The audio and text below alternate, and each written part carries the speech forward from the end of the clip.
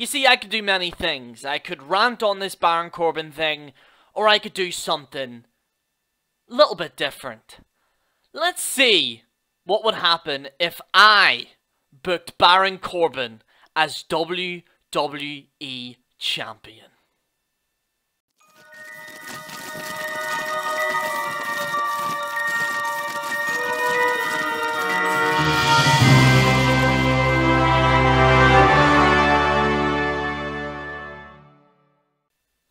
Right, let's get into this. Okay, so, how would I book Baron Corbin? Number one, this is one of the main issues with Baron, is that he has no personality. Now, one of the things that I want to do with him personally is give him a backstory. Give him some intrigue. Something that people can relate to. A story that people can actually invest in. The way to do that is by saying what made this man become an arsehole. What made this guy do what he did? Why does this guy want to be a lone wolf? Why does this guy not like people? Again, this is something that WWE don't do very well. They don't explain why the character does what he does. And for Baron Corbin, that's especially what I want to do.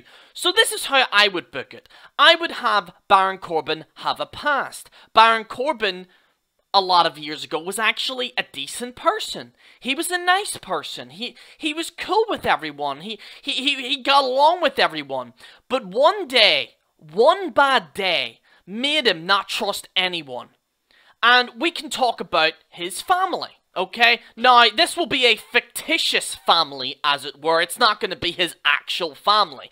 This is something that we could do to invoke essentially a bad day that Baron Corbin had. That invoked him to become the lone wolf. That's what I would do. Now, this is one thing that I would do with him, is almost give hints of a past. You know, certain promos that he would do, he would talk about a little bit about his past. We wouldn't really know exactly. We want to lure fans in. Hang on, what's he talking about? We don't want to give it all away. That's another thing that WWE do. They do a big explosion, okay, and they do it all at once. We want this to be a gradual build because we want people to see it week in and week out. How do we do that? Quite simple. We have him with a number of feuds. One of the feuds is a guy, which I'm sure you all know, is Bray Wyatt. Now, I know Bray, I think, is on Raw at this point, but they're going to be doing a draft, so, you know, for the sake of this story, we're going to have Bray Wyatt on SmackDown, okay? Because Bray Wyatt is intrigued. This is another problem with Bray Wyatt, is that he's not utilized very well. One of the things that Bray Wyatt can actually be used for is discovering a person's past. What drove them to be this person? Now, I know Bray Wyatt is a heel at this point, and I know Baron Corbin is, but that's what makes it so interesting, because Bray Wyatt is a man that doesn't care whether they're nice or whether they're bad. He will go after anyone possible, and that also gives a little bit of a build-up to Bray Wyatt. With the Bray Wyatt feud, Baron Corbin will try and go after Nakamura. We don't want that feud just yet. The reason being is because we don't want to rush things so much. What I want to concentrate on is building a personality with Baron Corbin. So Baron Corbin tries to attack Nakamura. The lights go out. Baron Corbin is kidnapped by Bray Wyatt, okay? So, this is what we're gonna do. Baron Corbin then will end up in some secluded house that no one's heard of, but unlike the Randy Orton scenario, this is gonna be a series of events that is gonna lead up. What we're going to be trying to do is make Baron Corbin more of a complete and utter psychopath. Something that they should have probably done with Dean Ambrose, and he will be involved in this story, but essentially Bray Wyatt has Baron Corbin because Bray Wyatt is intrigued by fear, okay? That's what we want, almost like the Scarecrow from Batman, okay? That's one of the problems with Bray Wyatt, is that he says he's scary, but he doesn't actually show anything scary. So Bray Wyatt, because he has these kind of powers or whatever, he shows visions of Baron Corbin's past, and one of them is his family. These series of packages will last on SmackDown for a few weeks. Each week we show a side of Baron Corbin of why he is the person that he is, why he has trust issues, why he is the lone wolf, as it were, why he has trust issues, and why he doesn't trust anyone. We want to purvey to the audience why this man is what he is. And by Bray Wyatt, by breaking down, this also builds up Bray Wyatt, because this actually now makes him a legitimate threat, not the I'm a scurry guy, hello, I'm fucking scurry. This is gonna make Bray Wyatt look like a legitimate threat. Baron Corbin is traumatized by this. He is broken down. He is a broken mess. Now, a lot of you might be thinking, well, Jerry, isn't that going to make the character weak? One of the things that is great in storytelling is dramatizing and the rise and a fall of a wrestler. And what our aim is here for Baron Corbin is to get a lot of intrigue for people to discover what this guy is exactly like. Bray Wyatt gives him visions of his past. You can maybe have like a little kind of like Baron Corbin as a child. You could have whatever traumatizing thing had happened, whatever. Over time, eventually Baron Corbin lost hope for humanity, and he eventually just got pissed off and became a psychopath. Now, by Bray Wyatt showing him these visions, Baron Corbin becomes a legitimate psycho.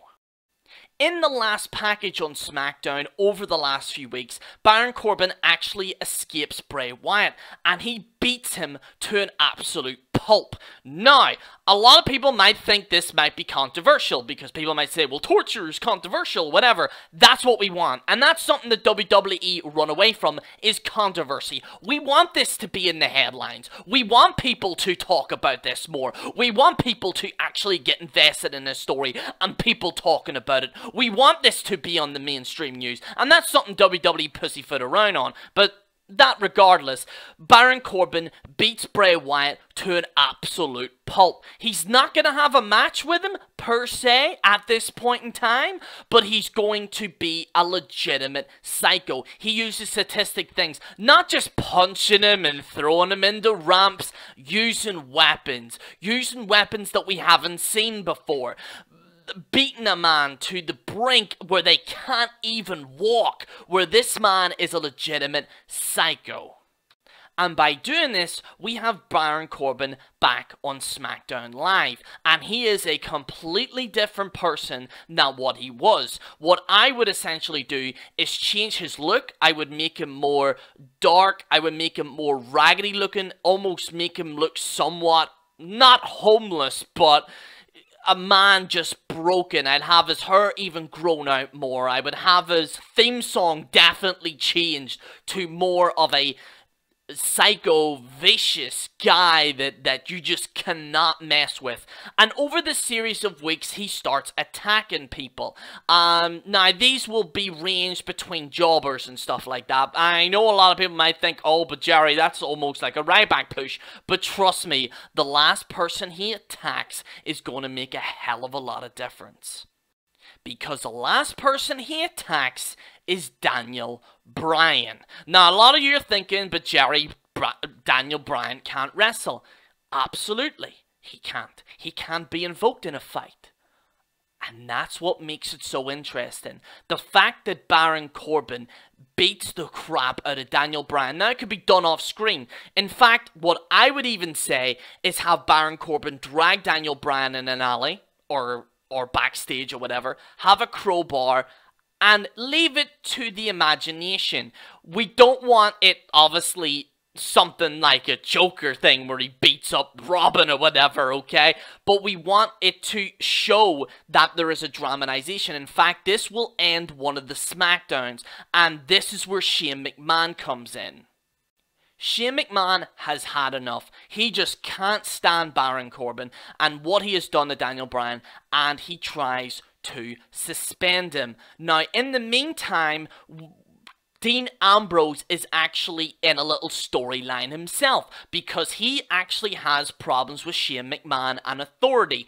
We're actually very similar. We're going to have Dean Ambrose actually become a legitimate psycho as well. And yes, Dean Ambrose will be a heel, a full heel. In fact, he will become more of what the old Dean Ambrose was, this guy that hated humanity as well, and by essentially bringing into Dean, he hates Shane McMahon as well. In fact, we will actually have a match between Shane McMahon and Dean Ambrose as well, and Dean Ambrose beats Shane McMahon to an absolute pulp.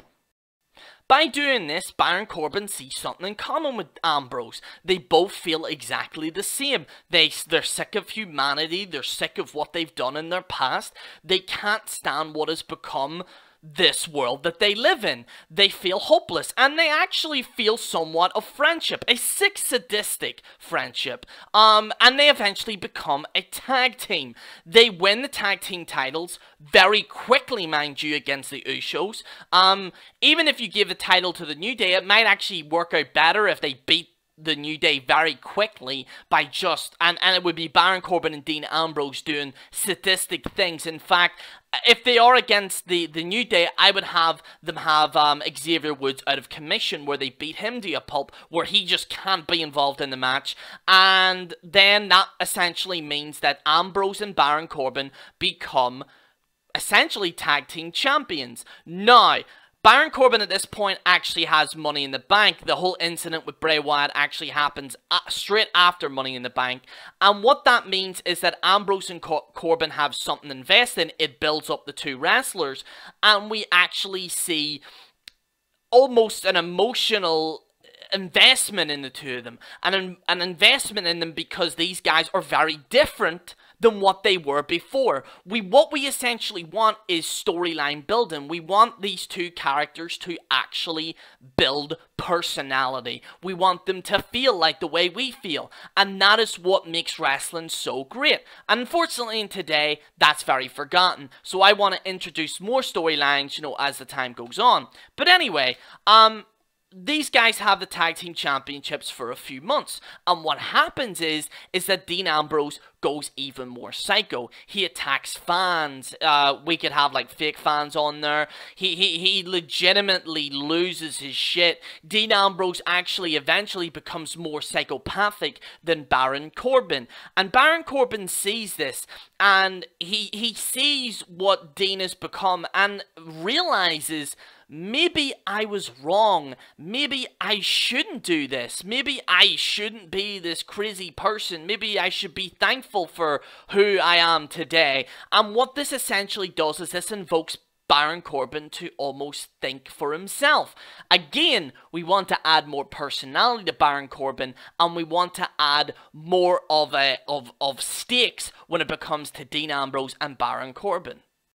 This leads to a feud between Dean Ambrose and Baron Corbin. Now, what we could essentially do is have them drop the tag team titles, or they could lose it, or whatever it might be. But eventually they would drop the tag team titles, maybe to another up-and-coming tag team or whatever, but we mainly want to concentrate on Dean and Baron Corbin. Dean Ambrose says, we're just like, you know, we both exist because of them. We both exist because we've been strays of society. We've been left off the fucking land. We've been treated like absolute crap. And Baron Corbin starts to realize that maybe what Dean Ambrose is saying isn't all that legitimate, and Baron Corbin stands up to Dean Ambrose, and people go crazy. They start to say, yes, Baron Corbin, because again, the audience are going to be invested in what happened to Baron Corbin when he was with Bray Wyatt. People are going to feel so sorry for Baron Corbin that they legitimately want the guy to do well. Almost like a good guy, a bad guy turned good. And Baron Corbin realizes maybe this isn't what is necessary, and Dean Ambrose, you know, tries to show him that society hates us and blah, blah, blah, blah, and Baron Corbin eventually beats Dean Ambrose in a pay-per-view. This leads to Jinder Mahal, who in what I would probably look at would still be WWE champion. Jinder Mahal's actual character has somewhat changed. He's now more likely somewhat doing what he's doing now, but laughing at American society, laughing at the way things are going, laughing at everything that America stands for, and people get really sick of Jinder. We want Jinder to get X-Pac heat. We want him to get really, really big heat. So what happens is that Jinder Mahal says, well, you're all nothing but a bunch of losers. I hate this society. I hate American society. I hate every single one of yous. And then Baron Corbin cashes in Money in the Bank. The cash-in would be spontaneous. It would actually be on a SmackDown because we want more people to actually watch SmackDown. What my kind of booking with Baron Corbin is to essentially raise viewers, because casual fans that maybe are just tuning into SmackDown can now get invested in Baron Corbin. So that's essentially what we're trying to do here. Baron Corbin cashes in, and it's a great match between Jinder Mahal and Baron Corbin. And Baron Corbin wins. He becomes WWE champion. Everyone's going mental. They're happy Baron Corbin won. And then we have Dean Ambrose, who wins the Royal Rumble. And what happens is Dean pretty much is gone at this point. He is not the same wacky character. That's another thing that this story is going to do. We're going to be stopping Dean Ambrose becoming this Looney Tune, you know, look at me, aren't I random? Haha. We want Dean Ambrose to actually become so far gone that he's a completely different person than what he was back then. Dean Ambrose wins the Royal Rumble, and then people are now invested in Dean Ambrose because this is a guy that's back to his roots, and we have Baron Corbin that has now been elevated by almost changing a new leaf, and we have Dean Ambrose versus Baron Corbin at WrestleMania, and that's really it. That's how I would book it. So, again, this is the first time me actually booking stuff like this. That's how I would do it. I could have done a rant, I could have bashed them, but I want to somewhat maybe WWE to see this, and maybe take some of my ideas. Okay, if you guys want, go on ahead. Because, you know, there's really no point in me bashing WWE at this point because it's not really as good as what it was. And really, the only way that you can really improve it is by giving suggestions. So, guys, I hope you enjoyed this video. Again, if you want to see me booking different wrestlers, if you want me almost, you know, elevating wrestlers and stuff, let me know what you think in the comments below. This is the first time I've actually done anything like this, so anyway, guys, thank you so much for watching. This is General Jerry on the General Jerry channel, signing out.